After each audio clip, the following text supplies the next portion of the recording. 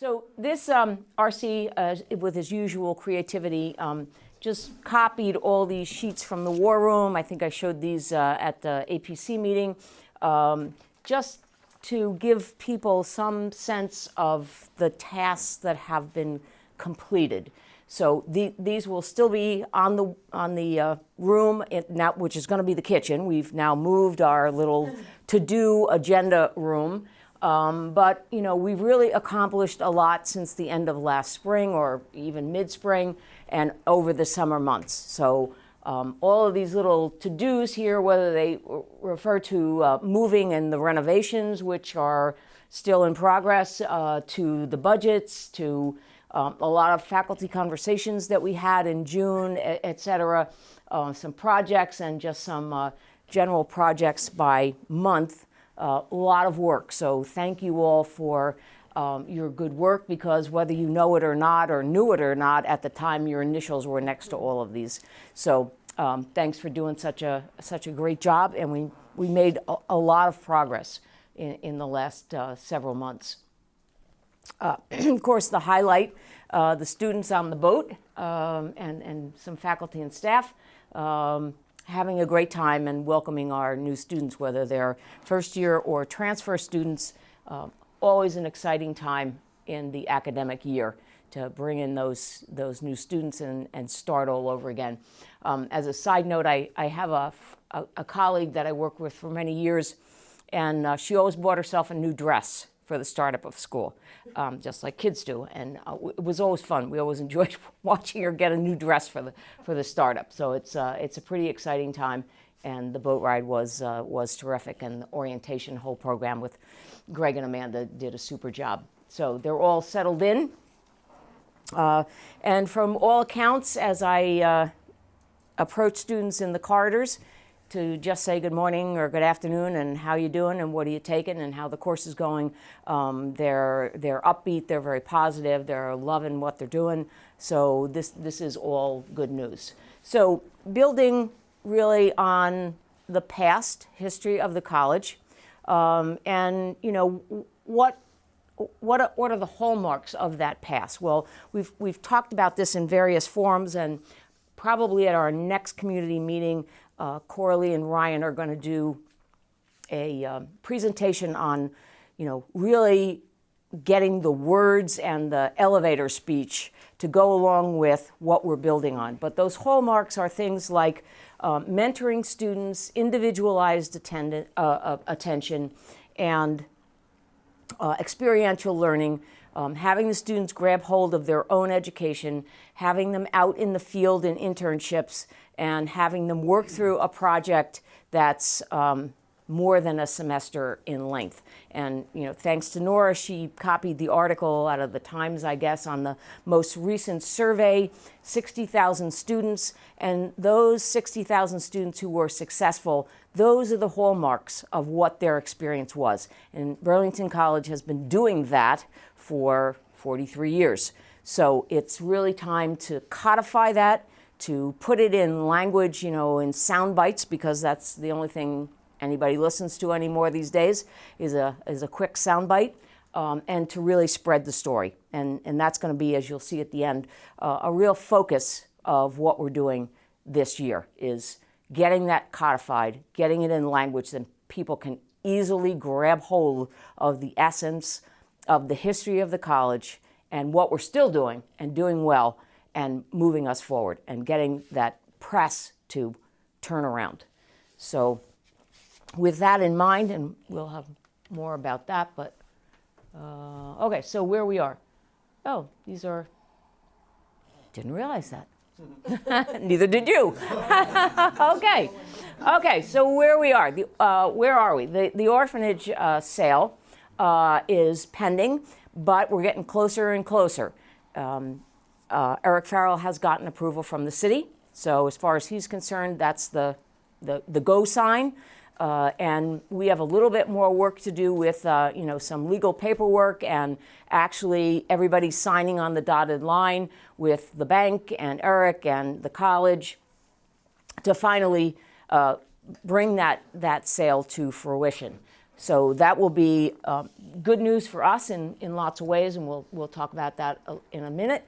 And also get Eric started on the renovations there so that hopefully by next fall, and that's his game plan, that we'll be able to have all those new students that the admissions staff and all of us recruit in that housing right next door. So that will be a wonderful thing, and we'll also, in the process, get a facelift for the front of the building and all new landscaping out in the front, and even improve further the look of the college from the outside. We've done a lot of work, thanks to lots of people, John and Dana and Coralie and Eric and, who's not here, and lots of other people on, moving offices and sprucing up the place. So that's pending. We also are, as part of the closing on this deal, we're also going to be selling a very small piece of property over that-a-way, as best I understand. It is really non-essential to the future of the college in terms of expanding, which we will do at some point in time. And with that, we'll get about $300,000 or so if the bank agrees. And we'll be able to use that for greater improvements to our infrastructure, to IT, to the classrooms, et cetera. So, where's this piece of land? that-a-way. It's yeah, that's the best I can tell you. It's it's behind the building, in back, and in that corner, before you go down, before the land terraces down. It's just a small piece. The section over to the right here in the front on North Street is reserved for a new building, as is the piece over on the left-hand side. And this is a small piece behind the site of that future building. And that's ours, and that's Right. ours. Right. It will be, yeah. Okay. Right. So, again, it's not essential from all parties that we have that piece for the future. And it will enable us, hopefully, if the bank approves, to get some money to utilize for infrastructure kinds of things that will help us with recruitment and retention and, in general, make the educational environment better. So we're waiting on word from the bank. They have been encouraging up to this date, but we're waiting for the paperwork that says, yes, we'll approve this. So that will happen. Fall enrollment, as of yesterday at whatever time in the afternoon, we have hit the goal. We're at 125 FTEs. So, was not our ideal goal, but it's our goal, and we have a balanced budget. God bless you. And we'll go forward from here, actively recruiting for January and for next fall. Renovations, you've all been part of the whole renovation process, packing and unpacking boxes and everything else, walking through the dust. And, Eric and John and Dana and Coralie have been really up to their eyeballs in it, but it's really paid off. We got a tremendous amount of work done in an unbelievable short amount of time. And the place looks really great. And if the bank approves our request, then we'll continue to make some improvements. What remains, obviously, to everybody is to finish off the gallery. And Eric's deadline as of this morning was to have that finished by Friday. And we also have the film theater room downstairs, not quite sure what you call it. That's going to get torn apart next. And we're going to try and do some renovations in the library, if nothing other than some paint and pictures. To spruce that up a little bit. Nora? I just want to thank folks who've worked. Yeah?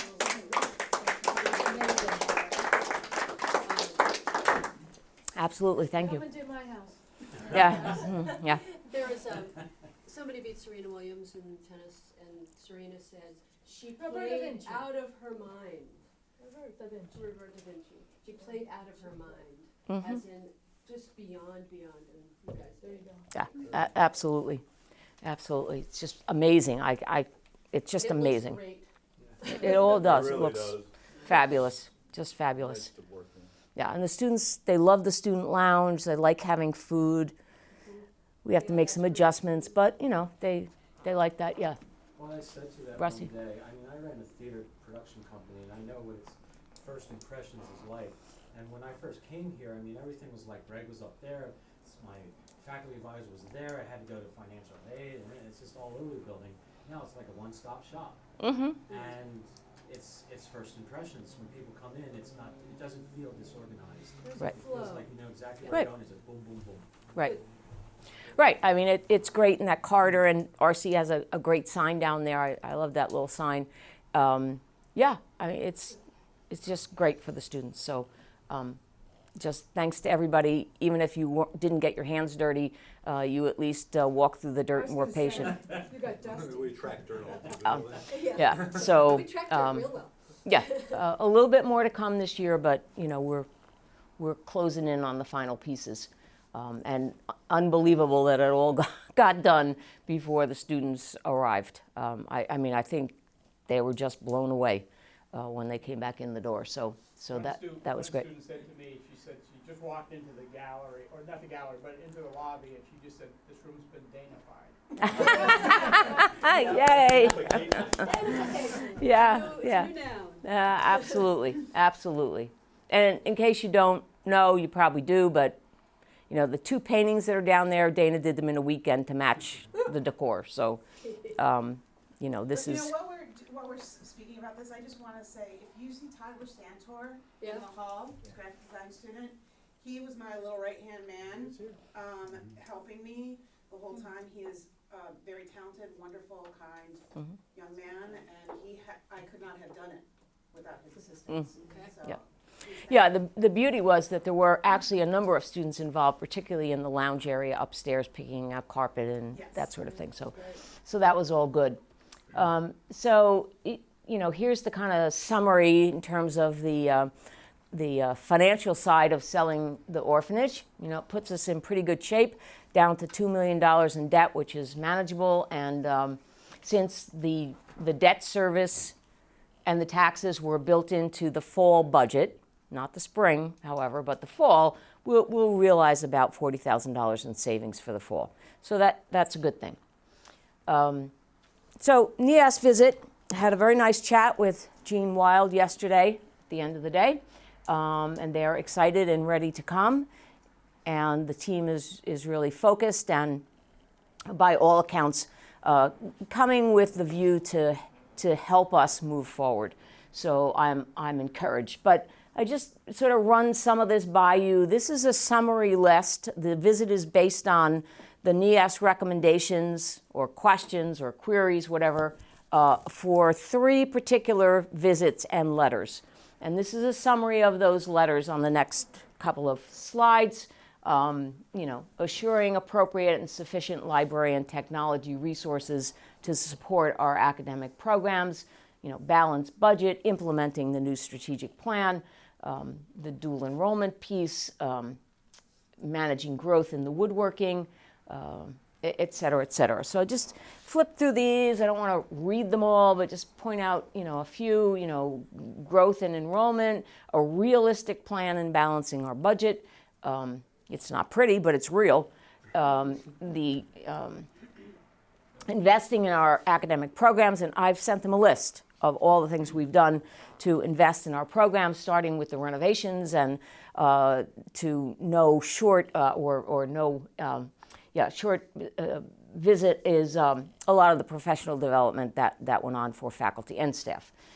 So again, these are, you know, selling the orphanage, et cetera. Now, the orphanage is not likely to be sold by the time the NIAS folks come, but it will be, I have reasonable assurance that it will happen in October, probably the 3rd week or so.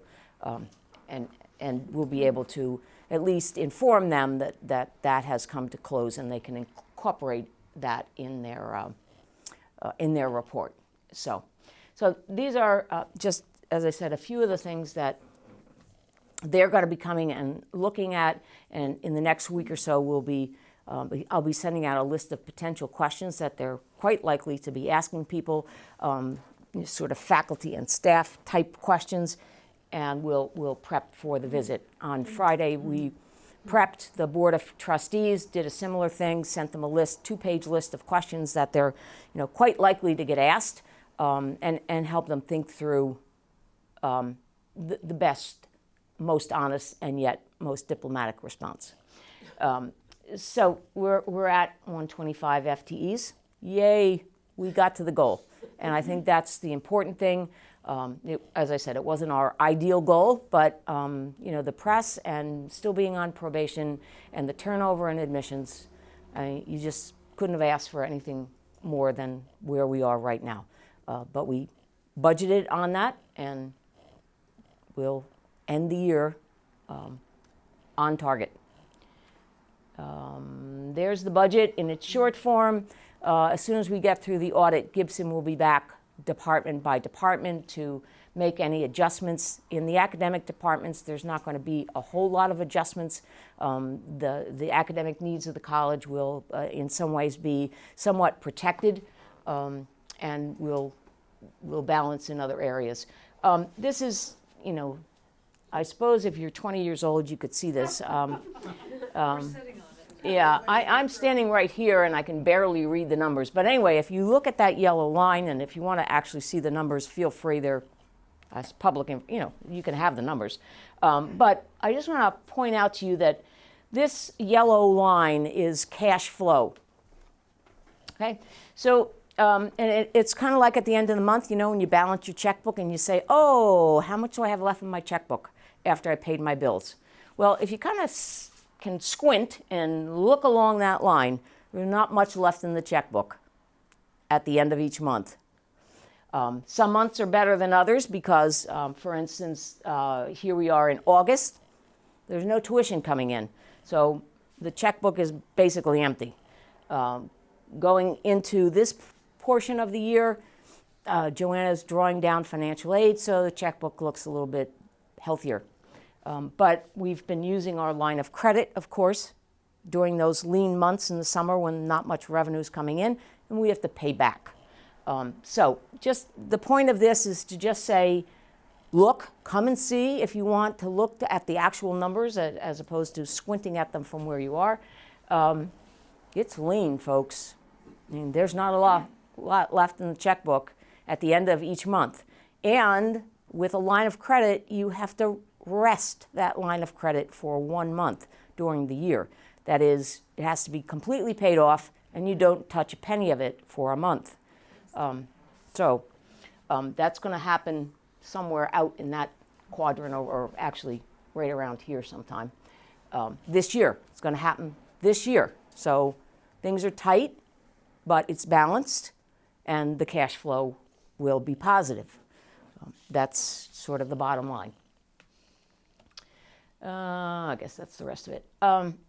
Okay, so some of the things that we sort of have on the list for this year, building on our hallmark programs, establishing some growth targets, and we'll be establishing specific targets for each of the programs. Certainly we want to build our hallmark programs, like film and the arts, and et cetera, et cetera. But we also want to pay a lot of attention to some of our newer programs whose enrollment needs to grow, like tourism. So we're mapping out individual plans to target market some of those particular programs with with a figure in mind. This is how many we want to recruit. But in general, growth. Try and see if we can make a dent in retention this year. Hopefully 2%. If we could do 2%, I have to tell you, based on my experience, I'd be thrilled. It's hard to improve it. Given that, are we using the technical definition of retention, so it's that first-year students who come back next year? No. We're not. No. Because that would be really, really difficult.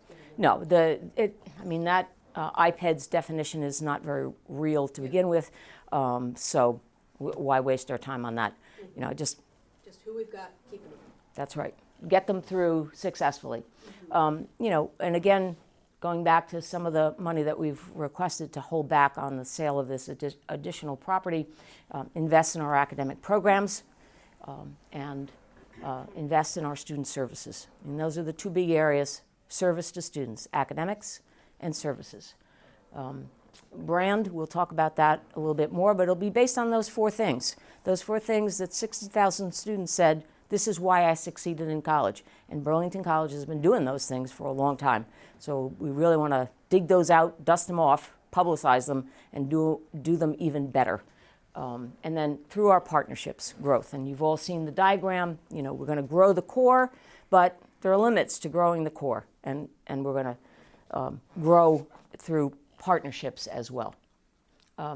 These are our internal goals, just for us folks. These are aggressive goals, but doable, but aggressive. So we're looking to incrementally over the next 3 years, and it may take 5, but I'd like to push us a little bit to say, let's do it in 3. To get to 300 FTE, graduate program, 200 FTE, Joanna, be calm, breathe, and to do the equivalent through partnerships. So these are some of our partners, and we hope to expand. We're still working to make that actually happen with Dartmouth Hitchcock, but I'm optimistic that that is going to happen. And I just talked, just as an aside, with Jerry Ghazi this morning, who heads up the high-tech organization. He's been down in Washington because the Obama administration and others are promoting apprenticeships. And so he's talking in Washington, and he just went and talked to over 100 people in Florida involved in workforce education about the Apprenticeship Institute here at Burlington College, and about the model that we have set up to ascertain credit for non-traditional kinds of learning programs. And people are, according to Jerry, you know, they're interested, they're eager to say, how are you doing this? So I think we have some good things going here, and we just need to keep making them happen. And then take a look at that chart. It's in the view book. We spent a lot of time on this, a whole group of us, and RC pulled it off in the end. It's also outside of admissions, because this is really about the overall picture of the college. You know, are you going to come in through dual enrollment and early college? Are you going to come in for a bachelor's degree in a more traditional approach? Are you going to come in for a certificate program, maybe go back to work, maybe think about either an advanced certificate or an associate's degree, go back to work, come back for a bachelor's degree, et cetera. So the point of all of this is that we want to make the college education at Burlington very accessible, and people can come in, stop out if they need to work, come back in, and they can continue along the path as far as we can take them, which at this moment is the master's degree. You know, take a look at that when you have a chance. In infrastructure improvements, we just have to become data-driven. There's just no question about it. And we are data poor, to say the least. We are, unfortunately, not only poor in our volume of data, but it's inaccurate, which, you know, you might as well be flying a 747 with no radar. Who knows which way to go if you don't have any data to kind of point the way. So we just have to get there. We have to improve our record keeping, and part of that is, you know, we don't have the systems in place, but part of it is the software that we use.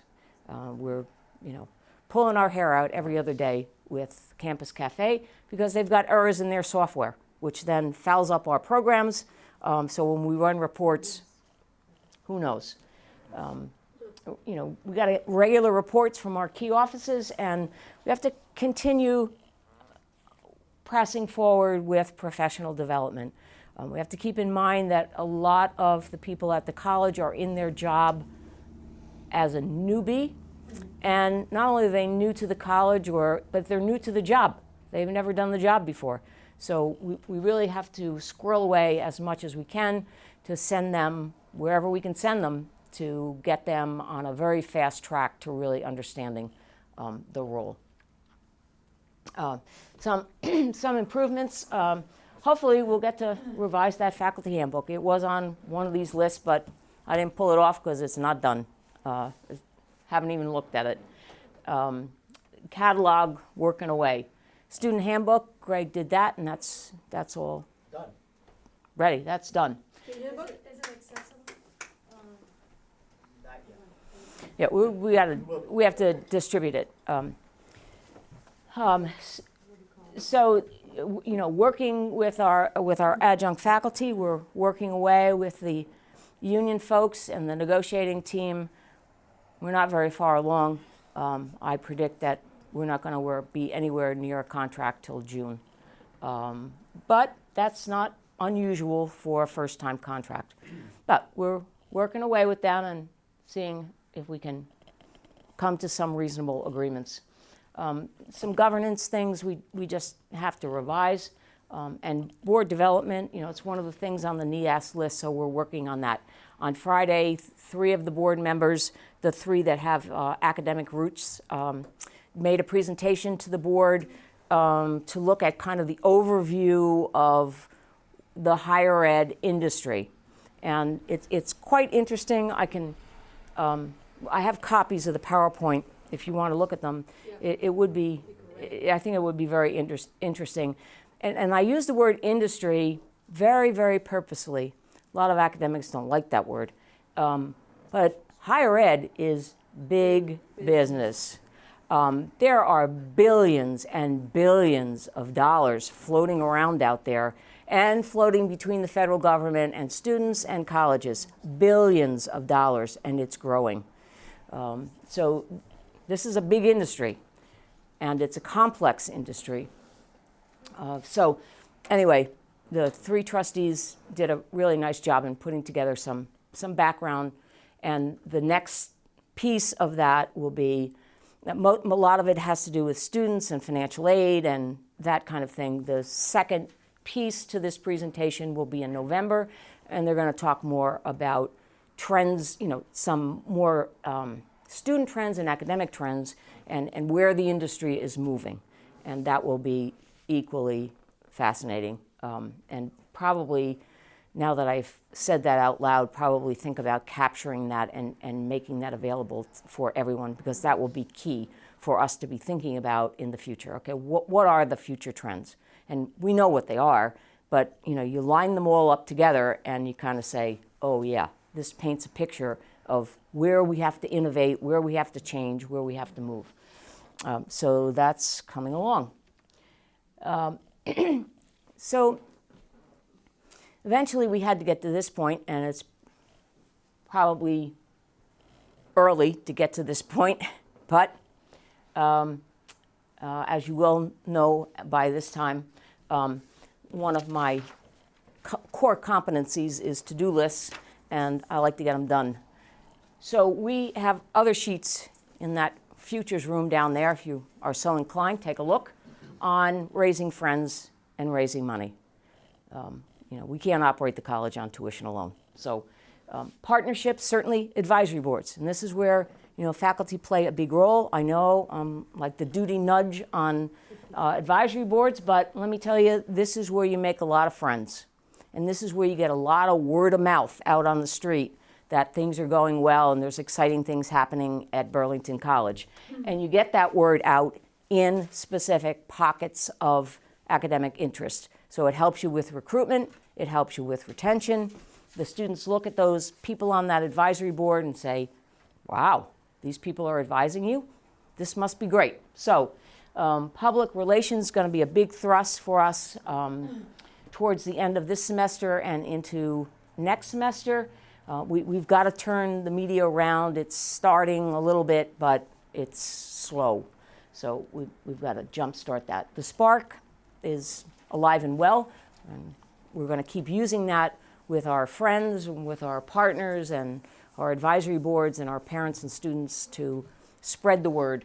And then Coralie and I will be, and maybe others, be systematically meeting with the editorial boards of the press to ask them as politely as we can, but as forcefully as we can to say, You printed a lot of the negative stories. Time to print the positives and see where we go. Again, just looking to sort of reactivate the whole process of fundraising and reinvigorating the Alumni Council. We're hoping to get that council together in the month of October and start reaching out to our alums and getting them excited about the college and helping us raise friends and raise funds. We had started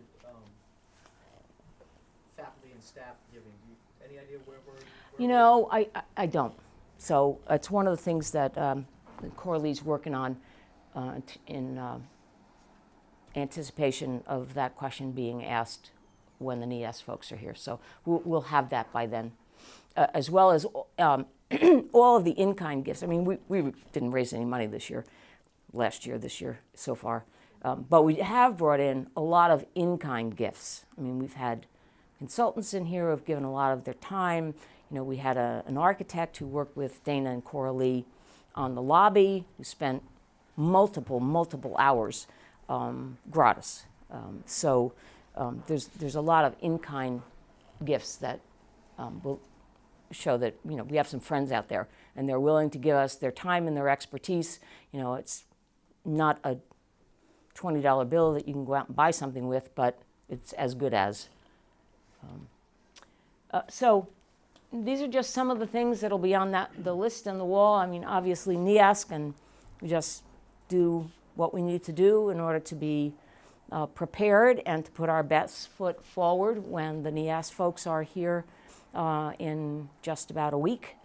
The orphanage sale, January admissions, we have for the admissions staff, Ryan and I have agreed on a goal of 20 students coming in January. And where are you, Ryan?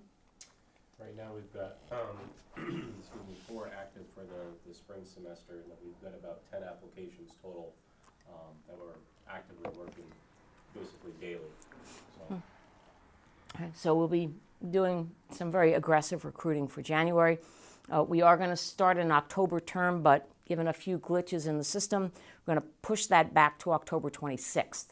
And we have a